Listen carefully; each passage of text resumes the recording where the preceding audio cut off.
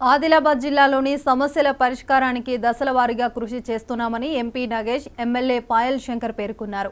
Adilabad KRK కాలనీలో అమృత్ పథకం కింద మంజూరైన నిధులతో మంచినీటి ట్యాంక్ నిర్మాణానికి ఎంపీ, ఎమ్మెల్యే భూమి పూజ చేశారు.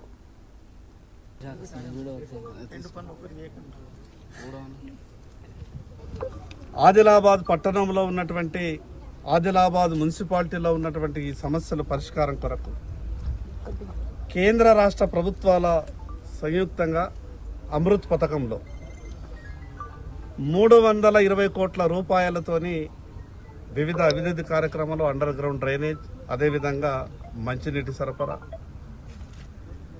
ఈరోజు కేవలం ఒక్క కేఆర్కే కాలనీలోనే 16 లక్షల లీటర్ల మంచినీటి ట్యాంకును నిర్మించి ఈ కేఆర్కే కాలనీతో పాటు చుట్టుపక్కల కాలనీలలో ఉన్నటువంటి నీటి సమస్యను తీర్చాలన్న ఒక ఆలోచనతోని కేంద్ర ప్రభుత్వం, రాష్ట్ర ప్రభుత్వం రెండు ప్రభుత్వాల యొక్క కాంట్రిబ్యూషన్తో అమృత్ పథకంలో ప్రత్యేకంగా కేంద్ర ప్రభుత్వం డిజైన్ చేసినటువంటి ఈ యొక్క అమృత్ పథకంలో ఆదిలాబాద్లో 320 కోట్ల రూపాయలతో అభివృద్ధి పనులు ప్రారంభం కానుంది.